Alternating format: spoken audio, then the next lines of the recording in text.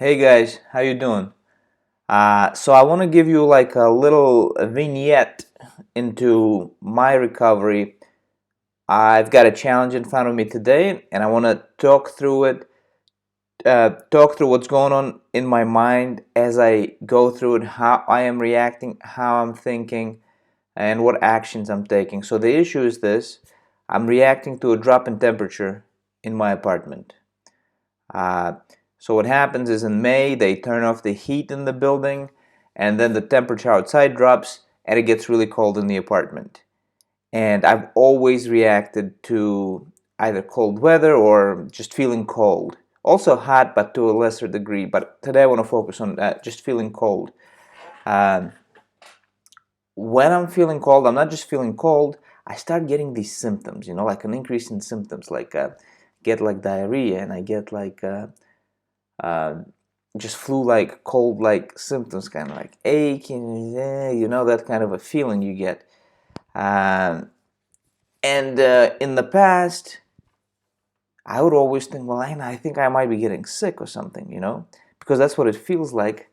And now I'm still getting that, I'm still feeling the sensations, uh, but I'm like thinking, well, no, I took my temperature and I don't have a fever, and it's unlikely that I would get sick. I mean, I've been isolated, I have no exposure to anything in terms of infection, and and just in general, I reflected back and I knew that I always react like this when I'm feeling cold. My body just reacts because I think it perceives consciously and unconsciously a threat, but it overreacts, uh, uh, and when like feeling cold, that's a real threat, right? That's a survival thing for us humans, right?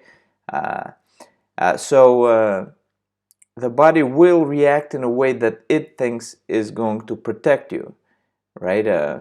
So or even not necessarily protect you. If you're just feeling very stressed about it, like you're feeling that feeling of stress, you could just start to get symptoms because the fight or flight system, that whole system, is just overloaded, uh, so I think that's what's going on with me right now. So one thing I did is just journaled all this. So in the past I discussed the kind of journaling that's about exploring what you're feeling, etc. But there's also just this other kind of journaling that I find helpful, which is focused more on just putting on paper or on your computer, just in writing, what's going through your head, and just seeing. It helps me see through the matrix, like seeing it all play out in my head, like, oh, I had this thought and then it went there and then it went there. So what happened for me is, I woke up, it has started yesterday. I woke up with like these symptoms, and I reassured myself, having realized, oh, this is just just reacting to temperature drop like you always do.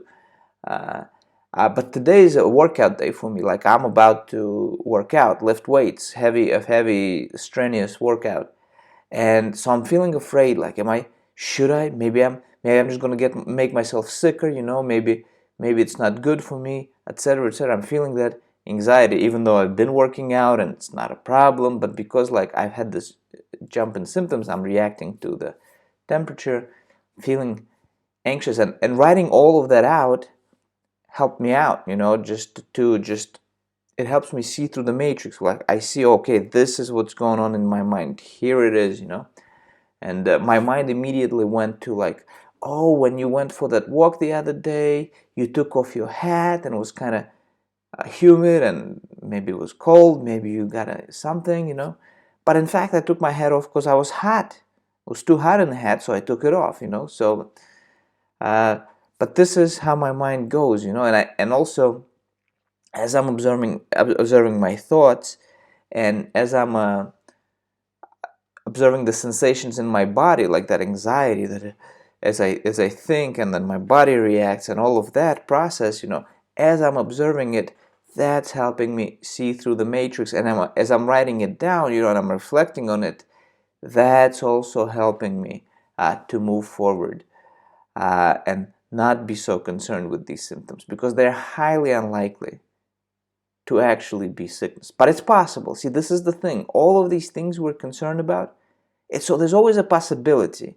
It's just it's so exaggerated in our minds, you know. Like I go through something like this where I'm anxious about some symptom for some reason or reasons, and then I reassure myself, no, it's just, you know, and 9 times out of 10 I'm right. 9 times out of 10 I'm right. But occasionally, hey, I did actually catch a cold or something else, you know, or just I am having just an off day. So because they're occasionally right, it just creates this fear and doubt. What if, what if, what if? And hard as it is to move through it, I think I must. So I'm about to go work out, and maybe in like I'll tell you like how it went for me and what the consequences is. But this is how I'm feeling right now, like anxious. Should I? Shouldn't I? You know. And I've been programmed like from childhood to be concerned about getting sick and the threat of like especially being cold, like by my mother. My mother is very anxious. She was great, you know. She took good care of me, but she was very anxious always, and she always just wrapped me up in layers and layers of clothing to the point where I would be hot, you know, in school and stuff. But she was just so anxious and like always worried that you know, I'll get sick, and that especially the cold weather, and keep your feet warm and this and this. And these are not bad things, you know. Of course, you should take care of yourself. You should not. You should dress appropriate for the weather. But you know, because of that excess anxiety, she just did way too much, you know. So from childhood, I have this thing in my brain, deep in my brain, that's just, you know, be careful, you know, this could, you know, even though consciously I realize it, you know, this is still left an imprint. So I think a lot of us react to weather in other ways, to hot weather, also to changes in weather. I think there are other mechanisms by which it happens. For example, they're just like conditioning triggers, you know, like a stimulus that we get anchored to, possibly. But I think this one is an interesting one to explore for you. And again, I want to emphasize it's really hard, like to go through it and to see it and to say, no, I'm not going to give in. And I think it also happens when you do actually get a cold or a flu or some kind of an infection. And then like a week later, 2 weeks later, you still have symptoms. The flu should have gone, the cold should have gone, or like even a month later, you know, but you still have these symptoms and you still feel like this anxiety about should I start working out, should I, you know. And so it's like at some point the infection passes, and then it's just doubt and anxiety, you know, and that's a really hard thing to work with. And so you gotta like work through that and sort of try to reassure yourself that, okay, even if it is lingering symptoms, it's okay. So yeah, there is like what I'm going through right now as I'm recovering, and my recovery is going great, by the way, but I still have quite a lot of moments like this as I go through it. I'm just sort of showing you one, you know, and I want to know what you think. Can you relate? Do you experience something like this? Do you have any tips for dealing with something like this? Yeah, let me know in the comments. Like the video, subscribe, etc. Spread the word, post it in wherever so people can come see this. Yeah, man, let's move forward. Talk to you next time.